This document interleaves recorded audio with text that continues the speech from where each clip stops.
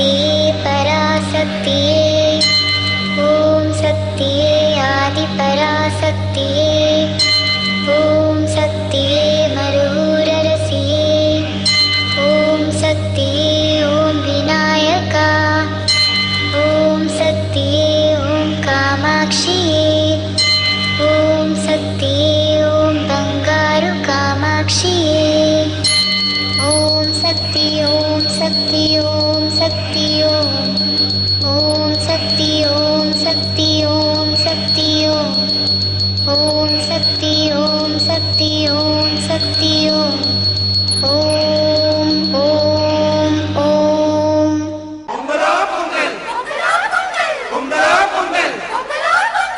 ஓம் சக்தி ஆதிபராசக்தி. பொங்கல் நல்வாழ்த்துகள், நல்ல செய்திகள். பொங்கலோ பொங்கல் என்று விவசாயத்துக்கு முக்கியத்துவம் கொடுப்பதற்காக பொங்கலோ பொங்கல் என்று சொல்வதுண்டு. போகி தை பிறந்தார் வழி பிறக்கும் என்று போகி பண்டிகை, அடுத்தது பெரிய பண்டிகை மாட்டுப் பொங்கல், காணும் பொங்கல். இந்த பொங்கல்கள் அனைத்து இருக்கும்போது விவசாயத்துறைகளுக்கு முக்கியத்துவம் கொடுத்து உற்சாகத்தை கொடுத்து வீட்டுக்கு வெள்ளை அடித்து புதுப்பிது உண்டு. ஏதோ ஒரு குழந்தைக்கு இந்த வேலை செய்தால் வருமானம் கிடைக்கும், சாக்லேட் கிடைக்கும், ஐஸ்கிரீம் கிடைக்கும், இனிப்பு கிடைக்கும் அப்படின்னு நினைக்கும்போது நம்மளுக்கும் ஒரு பண்டிகைன்னு ஒன்று இருக்கும் பொழுது வீட்டுக்கு ஒரு புதுசாக செய்வதும் வெள்ளை அடிக்கதும் புதுப்பித்தலும் செய்வதுண்டு. அதே நேரத்தில் புத்தாடைகளும் பழைய ஆடைகளும் உண்டு.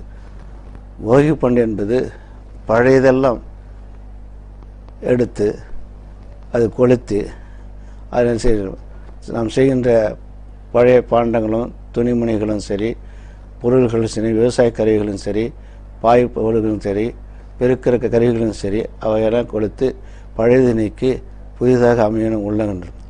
ஆனால் இப்பொழுது பழையது இருக்கிறது, புதிதாக உள்ள அமையும் இல்லை.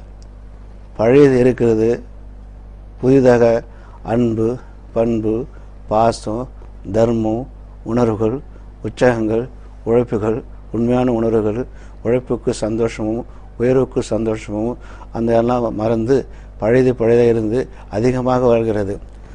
அது அதிகமாக வளருது பொறாமைகளும் வஞ்சகங்களும் லஞ்சமும் வஞ்சமும் கஞ்சமும் ஏற்பட்ட நிலைமை ஏற்பட்டு இருக்கிறது.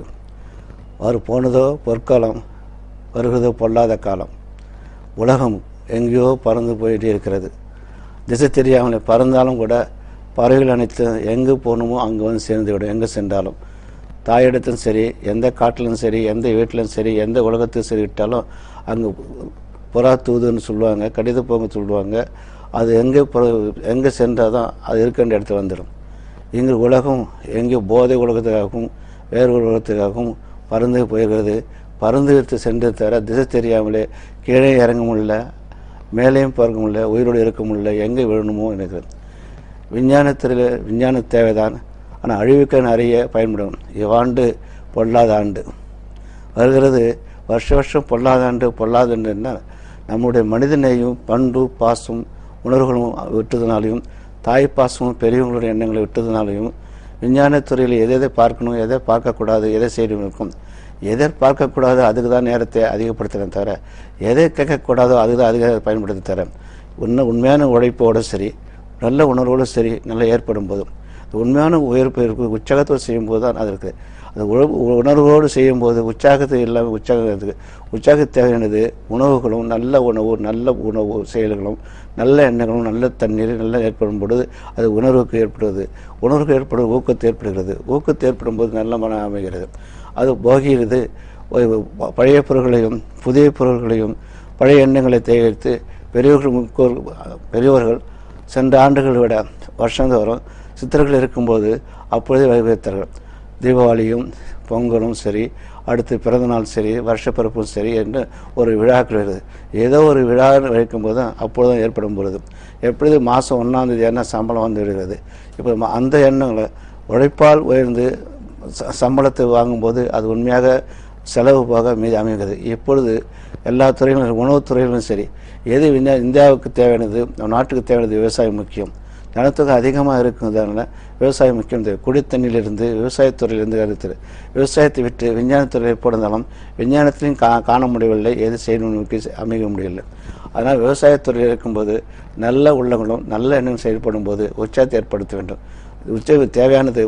ஜனத்தொகை அதிக பெருக ஜனத்தொகை அதிகம் இருங்க பிரச்சனை தான் உருவாகணும் தவிர நல்ல எண்ணங்கள் உருவாகி இருந்தால் 4 பேர் 40 பேர் ஆகலாம், 4 லட்சம் இல்லை, 40 கோடி ஆகலாம், 4 லட்சங்கள் ஆகலாம். நல்ல ஒன்று இருக்கும்போது எந்த பிரச்சனை இருக்கிறது. விட்டு கொடுக்குற மனப்பான்மை, சகிக்கும் தன்மை, நேருக்கு நிற்கும் ஈகோ இல்லாமலே அமைதியோடு நிம்மதியோடு இருக்கும்போது நல்ல எண்ணங்கள் ஏற்படும். இந்தியா இன்று முக்கியமானது. பல தரப்பட்ட மக்களும் நம்ம இந்தியாவில் இருக்கிறதுனாலும் பல தரப்பட்ட இனங்கள் இருக்கிறதுனாலும் அந்த ஒற்றுமையாக இருக்கிறது நம்ம பெருமை உண்டு நம் நாட்டுக்கு. அதே போல் பொங்கல்னு இருக்கும் பொழுது மனித நேயத்தோடு தன் விட்டு தன் நிலை ஏற்படும் பொழுது பொங்கல். அதே பொழுது புது பானை எட்டு போகி முடிந்து விட்டது. அடுத்து பெரிய பொங்கல். விவசாயத்தில் ஏற்பட்ட பொருளையும் நன்றாக இறைவனுக்கு ஆரம்ப காலத்திலிருந்து இயற்கை வழிபாடு சொல்லிட்டு இருந்தோம். அது இயற்கை வழிபாடு தான் உனக்கு அனைத்தும் புரிந்தவனும் புரியாதவனும் விஞ்ஞானிகளும் தெரியாதவனும் பஞ்சாங்கத்தை உற்பத்தி பண்ணணும், ஏற்பாடு பண்ணணும். இப்போது இயற்கை வழிபாடு வேண்டும், அது செயல்படும். இயற்கை கட்டுப்படுத்தாமல் தான் நாம் வாழ முடியும். இயற்கை கட்டுப்படுத்தாமல் வாழ முடியாது என்ற எண்ணத்தை வந்தாயிடுச்சு.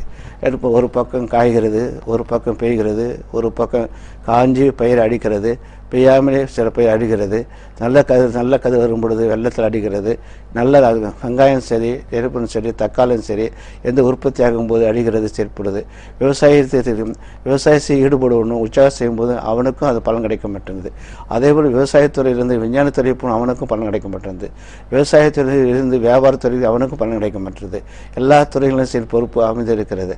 ஒவ்வொரு துறையிலும் இருக்கும்போது ஏன் பலன் கிடைக்கப்பட்டது, ஏன் செய்ய மாட்டது, ஏன் ஏற்படும் போது குறிப்பறிந்து என்ன செய்வது, குறிப்பறிந்து என்ன செய்வது, இயற்கை வளம் ஏன் மாறுது, இயற்கை நிலம் நம்ம அனைத்து எழுந்து வழிபாடுகளும் பெரியோர்களும் பேச்சுகளை கேட்டிருந்தால் அது ஒழுங்காக இருந்து இருக்கும்.